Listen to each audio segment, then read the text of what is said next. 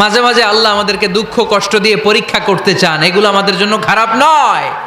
এই দুঃখ কষ্ট বিপদ আমাদের কোমরকে সোজা করে, আমাদের পায়ের মাটিকে শক্ত করে। চিল্লায় বলেন ঠিক কিনা?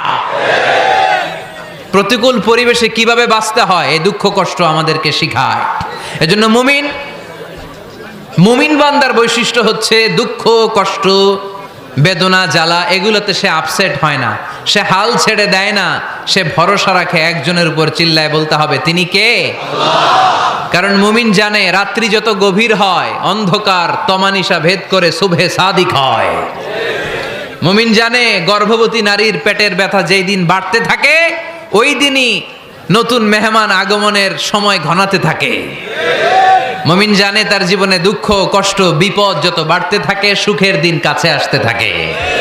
এজন্য মুমিনের হারাবার কিছু নেই। ফা ইন্নামা আল উসরি ইউসরা, ইন্নামা আল উসরি ইউসরা। নবী হে, কষ্টের পরেই আছে আনন্দ, দুঃখের পরেই আছে সুখ। আপনি সমস্যায় পড়েছেন, ওই সমস্যার সমাধানও আছে না নাই?